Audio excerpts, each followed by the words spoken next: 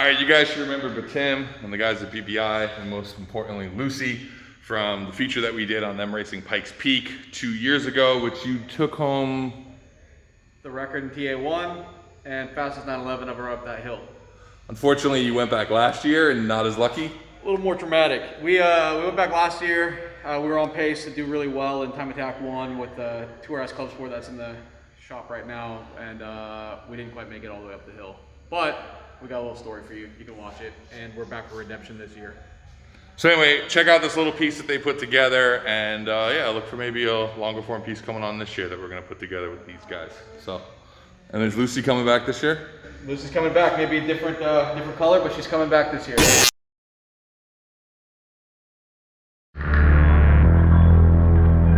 We always strive to go to Pikes Peak.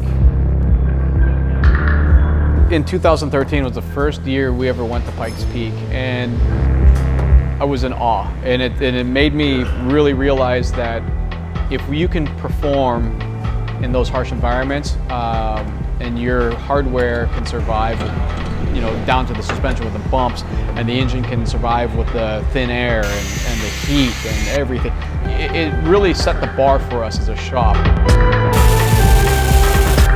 We came about this program through David Donahue and Porsche of the Mainline. They had a car, a driver, and a place over at Colorado Springs, Porsche of Colorado Springs, that they kind of teamed up and said, okay, well, kind of need some tech, some team, and engineer to get the ball rolling and get the car prepped for the mountain.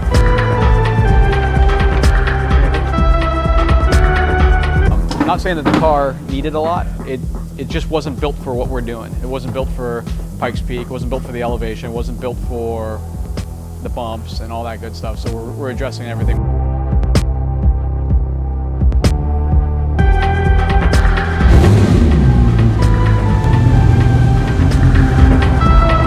Logistically a little bit difficult.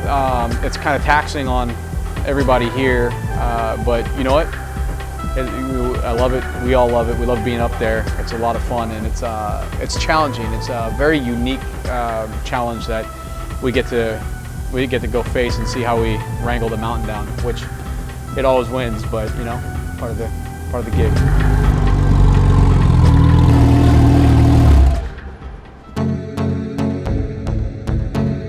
Today's Monday, the 24th, and typically this is how the weekend gets kicked off. We have a tech time, so we go through tech, they make sure everything's safe, they make sure the driver's got all his proper running gear, they make sure the car's safe, they weigh it with driver in it. Tomorrow, Tuesday, 2 a.m. wake-up call, then we go from here to the top of the mountain, Devil's Playground, so we're going to have pits, so we're going to be pitted in the dirt, but then David's probably going to be 3 to 7 runs depending on what we can get done in that amount of time. So we'll have the tire warmers on. By the time we get up there, it'll probably be out, because they open the gate about 4, so we'll probably have a 5 a.m. first run, and then we're going to load the car back up 9 a.m., put it back on the trailer, and we'll see what we're going to do after that. So.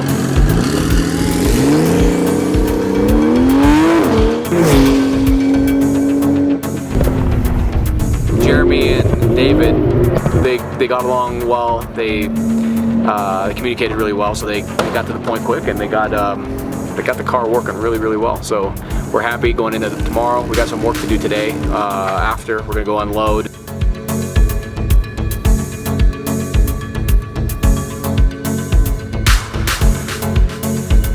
Thursday morning, right now. 4:45 a.m. We've been here since about 3:30. Just got set up. Got sunny on the stands. The tires are being warmed up. It's qualifying day today.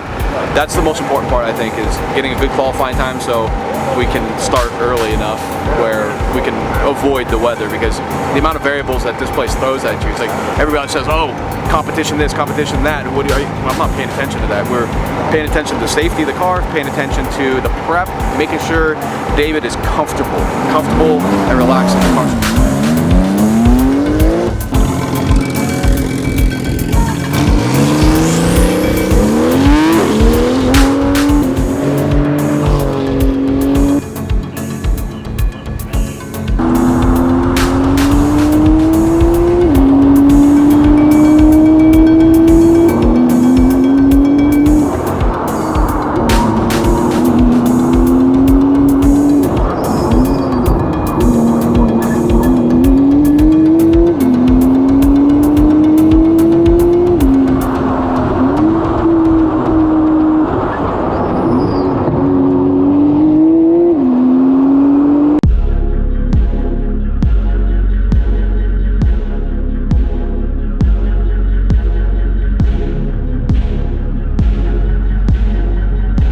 I think they delayed the start a little bit because a lot of ice on the track. It froze over last night, so I'm trying to get the sun out here to melt that up.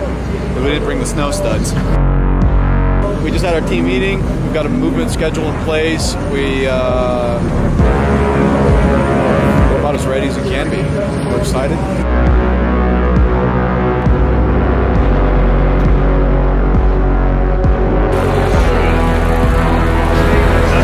Ready, the car's ready, the driver's ready. Our work's really done. Now it's time for David and the mountain to come make peace with each other and get us a good time. So.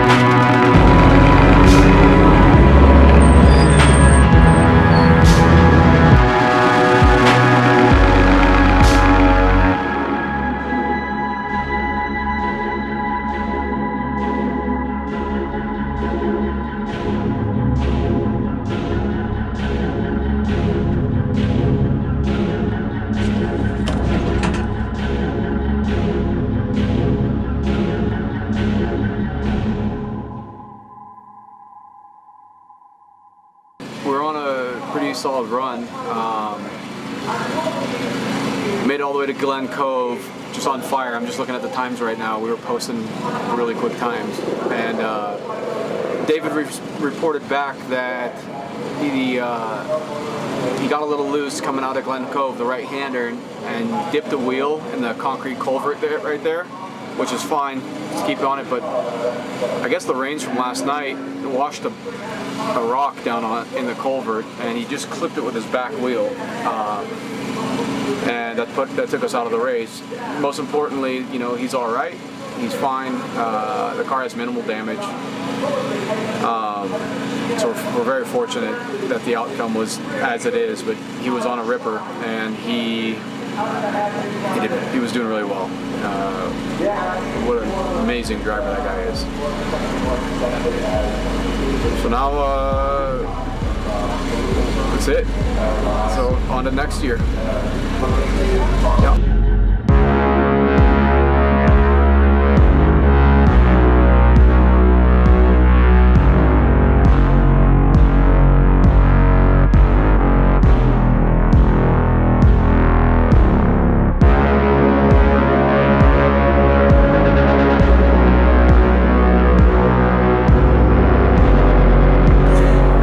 Just want to thank every single partner, every single person, all the family members who have to put up with all the technicians and all the driver being away for as long as we have, you know, up the mountains, and you know, all of our partners, every sponsor, everybody have come together to put us in this position. So huge thank you. Cannot even imagine being in this position without the help of every single person who's wrote an email, called, talked, turned a bolt, turned a wrench, mounted a tire. Without that help, we'd not have a chance of being here. So extremely grateful and thankful to have been a part of this team. David Donahue for trusting us with the baby back there.